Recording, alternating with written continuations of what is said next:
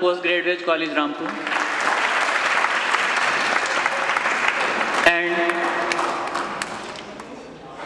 And our very own Dr. Waqarul Hasan Siddiqui, OSD, Rampur Other Library.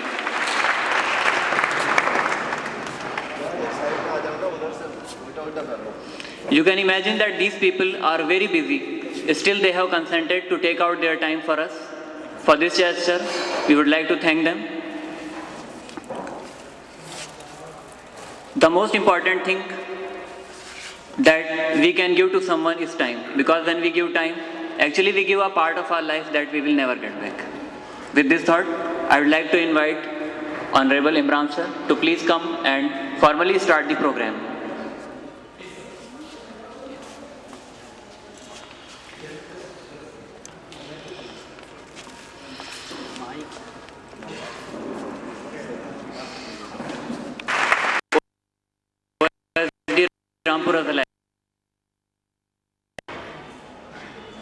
These people have always been our patrons. In fact, they are the patrons of learning.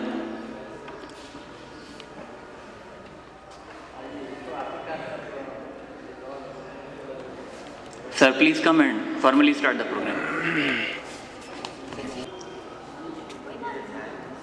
First and foremost, Mr. Shankar Lal Pandey, the District Magistrate of Rampur, I really have no appropriate words to thank him that he is here despite his very, very busy schedule. And till a few days back, he was not even sure whether he would be able to be a part of this program. But I am very much thankful and grateful to him that he took out time and is very much here now with us. So thank you very much, Mr. Shankar Lal Pandey sir. And Mr. N.K. Berry, as usual, when I went to him and told him about the program, without giving it a second thought, he confirmed and assured me that he would be very much there, and I should rest assured, though I wasn't till the last moment. And this morning when I had a word with him, he told me that he would be there. And as all of you know that he has become quite notorious for being very punctual. So he has maintained a record of that notoriety. And once again, he was the first one to arrive here. My thanks to Mr. N.K. Berry.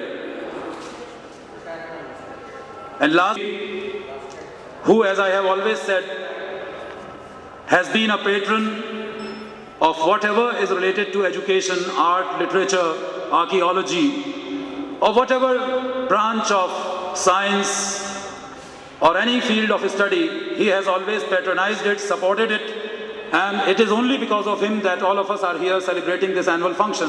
Otherwise, it wouldn't have been possible. It has been the generosity and kindness of Dr. Waqarul Hasan Siddiqui that we are here, and he allowed us to go ahead with this program in this historical Rang Mahal Hall of Raza Library. I am very much thankful to these gentlemen that they took out time to be a part of our function. Now, some of you are the regular faces who have been coming here to attend our annual function, but every year we have been adding more numbers to the invitees, and I can see there are some new faces. So let me give you a short introduction of the nature of our program. Why we celebrate this program and why is it so dry and dull? For some, not for everybody, I'm sure. Since we are an educational institute, so naturally the sequence of programs in our function is very closely related to that. We have done the topic of the importance of English almost to death, but the moment it is the last lap of the month of December, we try to revive it we put life into it, and then again the students stand up fresh to say more and to come up with fresh ideas on why English is important. As we all know that English cannot be overlooked in today's atmosphere. English works like a weapon. English is today one qualification alone that outshines all the other qualifications that you have. No matter how well educated you are, but if you are weak in English, be it written or spoken or whatever, you always live with a sense of inferiority complex throughout your life. I have been making sincere and honest efforts for the past 12 or 13 years in this city to give you what you want, what you need, not what I impose on you. The problem with the teaching of English is that students are compelled to learn what they don't want to learn, and which has very little practical value, be it a school or a college or any other institute or institution. Very little effort is made to teach the students practical English, the one that we need in our everyday lives. That is the reason there are postgraduates in English. There are graduates who had English literature, general English, and all sorts of things, and they read at least 12 or 13 books on English, but they could never speak English properly. So where has all that English gone? Vanished. All your efforts, your guest papers, guides, books, exam papers, they all went down the drain, because when you stepped into practical life, this real competitive life where you need English at every step, you are unable to cope with that competition. For every other job today, the first and the foremost requirement is fluent in English, command over written and spoken English. Where is it? Look around yourself. How many of us can speak correct English? We all speak tutti-frutti English. We all speak that rubbish and nonsense because of which we are rejected when we go to attend an interview. When we are asked to participate in a group discussion, we don't know where to start from. We don't know the sentence structure. We don't know the rules of grammar. We don't know what prepositions are and how important they are, where to use an article. Nothing. We just know the words and we cobble up some sentences to make ourselves understood. That's all we know. That's not the kind of English we need today. We need something different. Things have changed. Time is changing very fast. Everything is changing. Our lifestyle has changed. The way we used to dress in the past, it has also changed. The way we used to cook and eat, that has also changed. The way we used to live, that has also changed. Everything has changed, but the standard of English has not changed. And no serious or sincere effort has been made, and sorry to say, it is still not being made. And if at all it is being made, I think it's very unfortunate for the students who take it for granted and take it very lightly. They are not making any efforts to learn English. The most unfortunate thing about English is that our students get serious about learning English only when he is called for a job interview. When he gets a visa from Dubai or Kuwait or from some other country, and then they rush and look for an institute who can teach them English in a matter of few hours. This is the reason when you approach a person at the 11th hour and ask him or her to teach you English, they definitely try to exploit you. They definitely try to cash in on your this hurry that you are in to learn English. They assure you, yes, you will start speaking in English within 3 months, but this never happens. And you cannot do anything. You cannot take any legal action against them.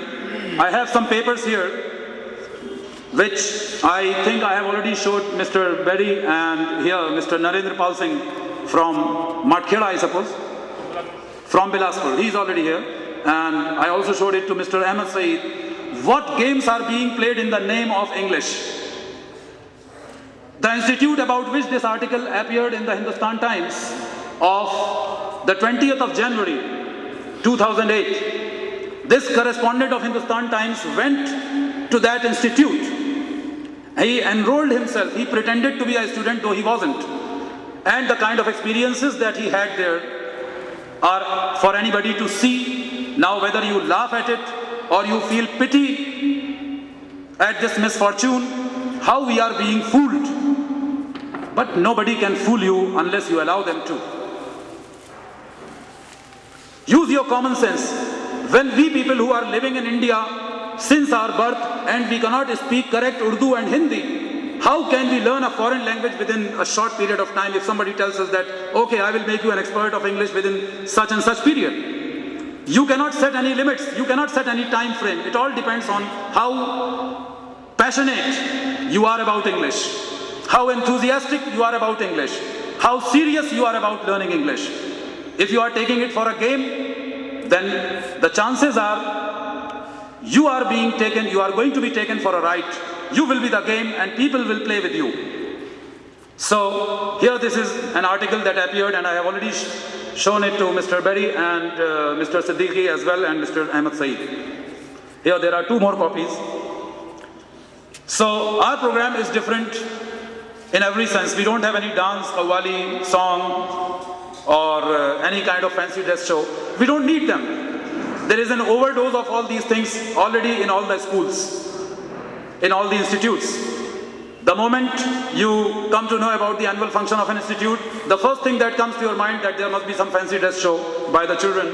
There will be some girls dancing on the floor, dancing to the tune of the latest Bollywood songs, or there might be some sort of qawwali or other thing or ghazal or whatever.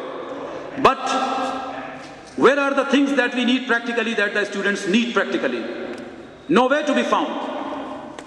So this is my step, a sincere step, a humble step in that direction. And this function once a year is a progress report of my students as to what they have learned over the past few months. We have some presentations from the students. They are not going to be boring. They will be here for 3 or 4 minutes at the most. And we will have 3 quiz programs, all related to our everyday life, the English that we use in our everyday life. We are not going to talk about rocket science. We are not going to talk about nuclear physics or genetic engineering. We will only talk about the very common things that we come across in our daily life from morning till evening. What we see on a carton of this thing, Colgate toothpaste or a Pepsodent or whatever, all these things related to our everyday life. The quiz will be about that. So let me now start the program, and the judges will decide the performance of the students on the basis of 4 things I have already mentioned in this. Please, sirs, they are right before you. The first column is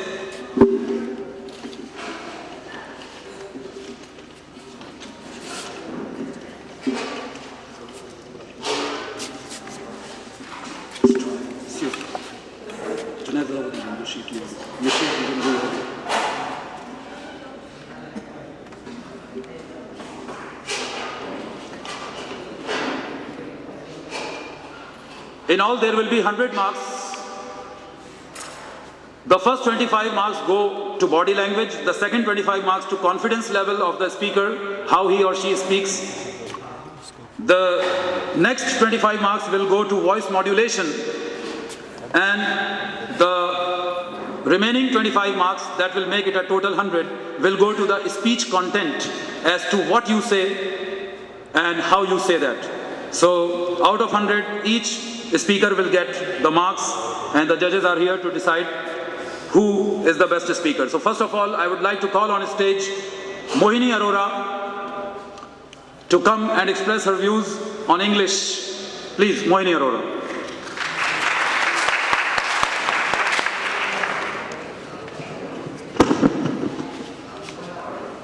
Good evening all of you, and a very happy new year also. Those who have been coming here for the last 4 years must be already familiar why all of us gather here. So without wasting any time and coming straight to the point, let me make it very clear that the purpose of our presentation is not to overestimate English and underestimate Hindi or Urdu. Indeed, Hindi and Urdu are very dear to us, and we feel much more comfortable using them rather than any other language. Let me make it more clear. If an American or Canadian or an Australian, no matter how well they can speak and understand Hindi, but English being their mother tongue, they will always feel comfortable with English. And the same is true about us Indians. To be more precise, English for us is a professional requirement, while with Hindi and Urdu we have an emotional attachment. But the question is, what kind of English do we need today? Here, I would like to draw your attention to the fact that some people, or rather say a majority of people, is under this wrong impression that rules of grammar, sentence structure, use of prepositions, and correct pronunciation are not required in spoken English. Can there be a bigger lie or stupidity than this? This is a false rumor that is deliberately being spread to cash in on the students' fear of grammar. Because teaching wrong English is a very easy job, and where very little hard work is required by the teachers and the students both. But teaching correct English is a very tough task, for that both the teachers and the students have to work very hard. I am sure I have made my point clear, but one more thing that I can't help saying is that English learning and teaching has become an industry or commercial activity to get maximum profit in the shortest possible period. But we will have to always keep this thing in mind. We can't make an omelette without breaking the